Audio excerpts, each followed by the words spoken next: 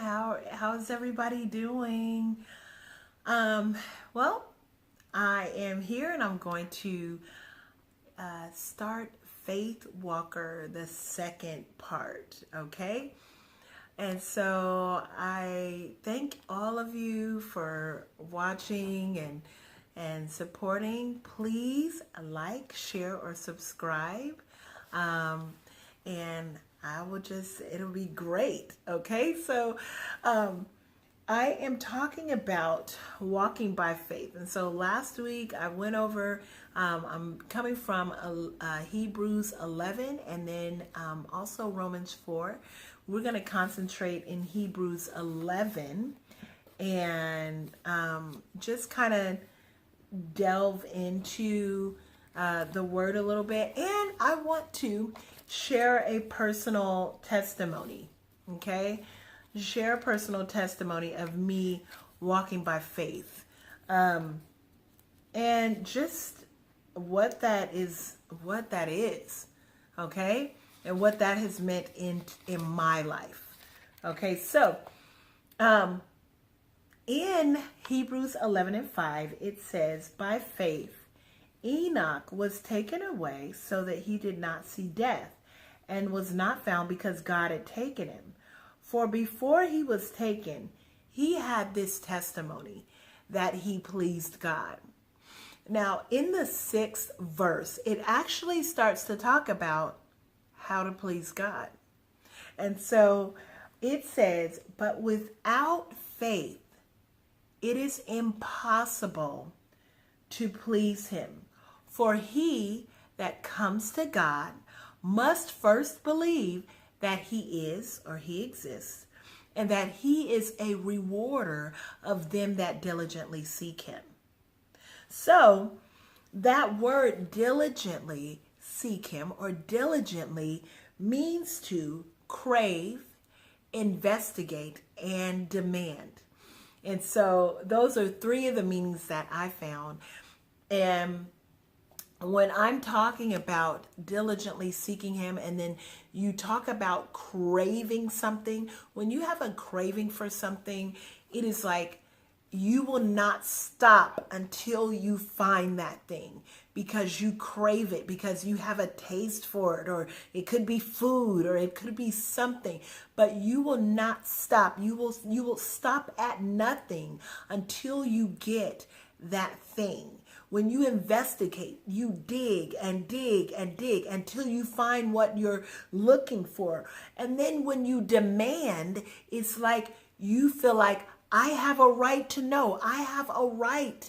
And so I am demanding that I have this. I demand it. And so those words are very poignant words, okay? They are words that are like assertive, aggressive, like you are in movement. You are diligently seeking God. So, and then you have to realize that at the end of your seek, there is a reward. There is a reward. You believe that when you seek God, that God is going to reward your seek. Okay? And so I want you to just concentrate on that. Without faith, it is impossible to please God. Okay? It's impossible. So you have to continue to seek him and crave him and demand of him. Place a demand on him. All right? And investigate him. He loves that. He's going to reward you for that. You're not going to seek and come up with nothing. You're going to seek and you're going to be rewarded. So in the next verse, I love this. It says, by faith, Noah, being divinely warned of the things not yet seen, moved with godly fear, prepared an ark for the saving of his household, by which he condemned the world and became the heir of the righteousness which is according to faith. His righteousness was according to faith. We talked about that. Now, sometimes, okay, I've been in church all my life. And so what ends up happening is that people will, add things to the scripture, and they'll say, and Noah preached it.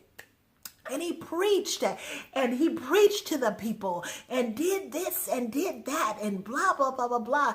And it's kind of like you read it, and I started reading that, and I was like, Noah didn't preach. He didn't preach. He just started to build the ark because that's what God had told him to do. So what I say is that his faith actually began to preach. His faith alone and his movements alone, because he moved with godly fear.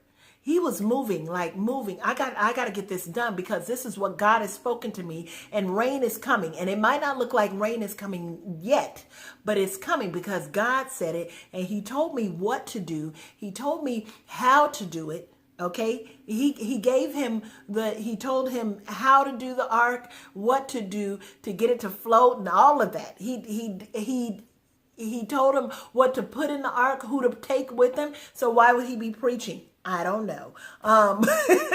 So anyway, as far as his faith, every time he hammered, every time he started building the ark, his faith was preaching. His walk, it changed his whole life. How long did Noah build that big ark? Okay. How long did he build it? He's building. Of course, some people walked by and was like, what are you building? Now, it doesn't say that in the Bible, but I'm sure you had this big contraption out in the middle of nowhere or whatever. And it's like, what are you doing? What are you doing, Noah? Huh? What are you doing? Okay. His family might have even been saying something to him. But what ended up happening is that Noah believed God, and he moved with godly fear.